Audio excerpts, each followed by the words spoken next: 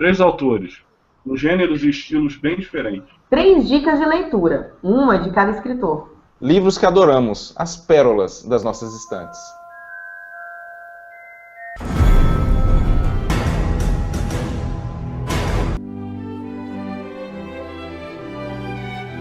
O livro que eu trago hoje é um nacional, de Laurentino Gomes, 1808.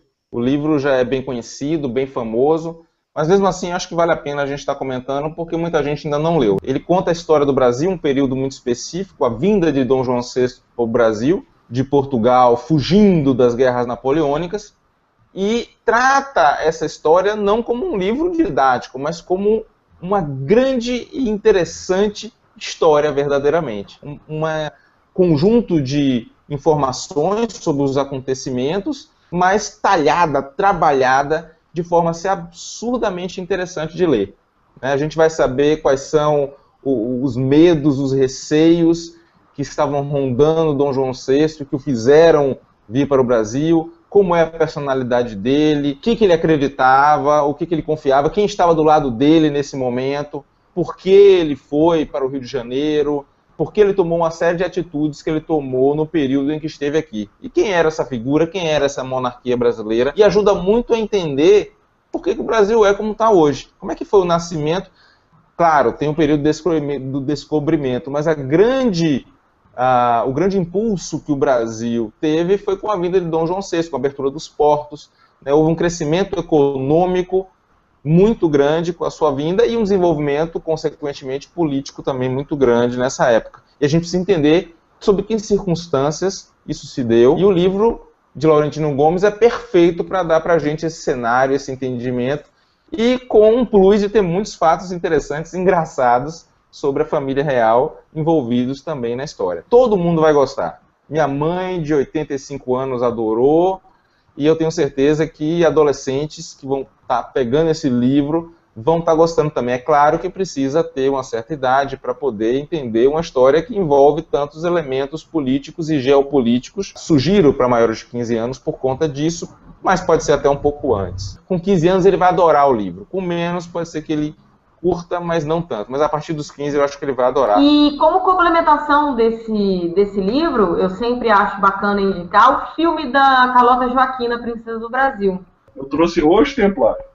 É um livro de história muito bom do Piers Paul Reed, que é um historiador inglês. Tem um título, o título do livro é a História Dramática dos Cavaleiros Templários, a mais poderosa ordem militar das Cruzadas. Eu não sei se ela foi a mais poderosa, talvez tenha sido até enquanto existia, porque os Cavaleiros Hospitalares, que aparecem aqui, apesar de falar dos Templários, fala de duas outras ordens, as duas maiores depois dos Templários, que eram os Cavaleiros Teutônicos, alemães, e os Cavaleiros do Hospital, que tinha o templo e o hospital, né? Os Cavaleiros Templários e os Hospitalares.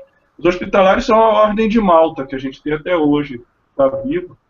E a gente deve, ao fato de não falar turco, aos Cavaleiros Hospitalares, aqueles que no cerco de Malta. Isso é fantástico. É melhor que Tolkien, melhor que George R.R. Martin.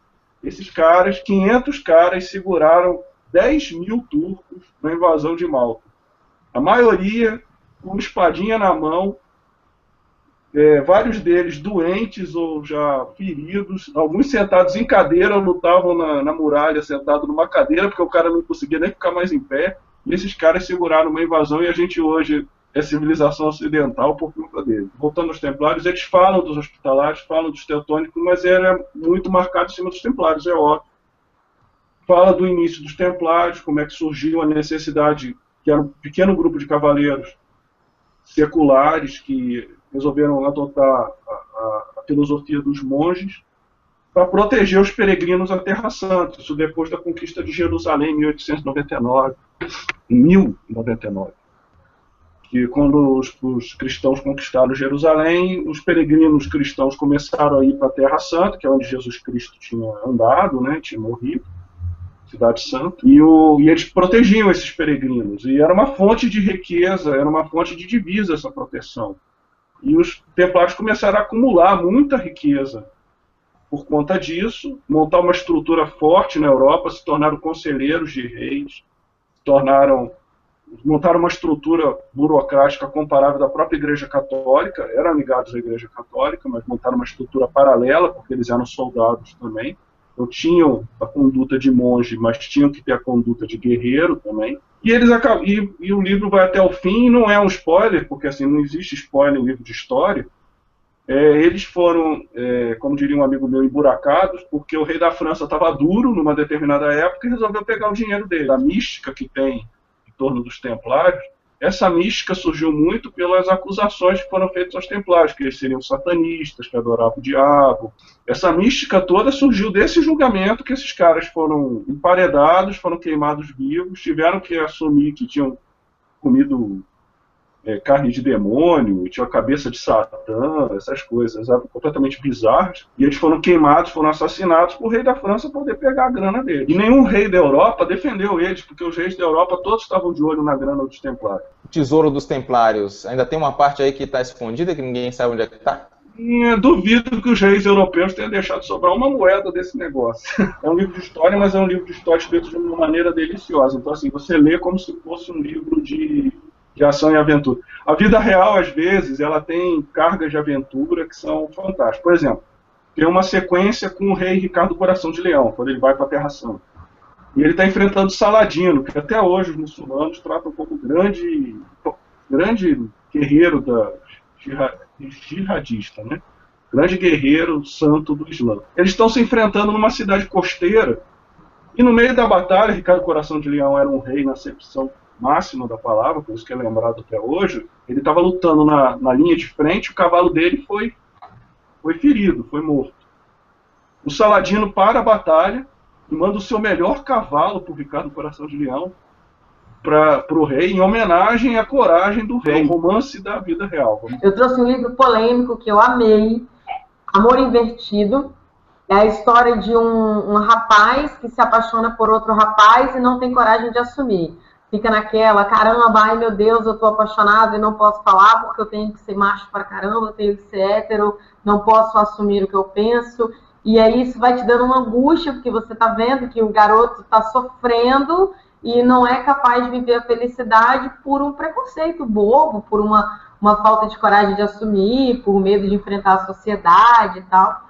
E acredito eu que isso tenha sido uma coisa ou biográfica, ou contando uma história de alguém muito próximo, porque esse autor, o Maximiliano Souza, não existe. É um pseudônimo de uma pessoa que eu sei quem é, mas não se identifica de jeito nenhum, porque não quer botar, sei lá, assumir essa história de amor, e que é uma história de amor linda, belíssima, que você vibra, você torce, você fica ali arrancando os cabelos, e que passa por um preconceito muito grande. E a sensação que eu tenho é que o maior preconceito é do cara que se apaixona.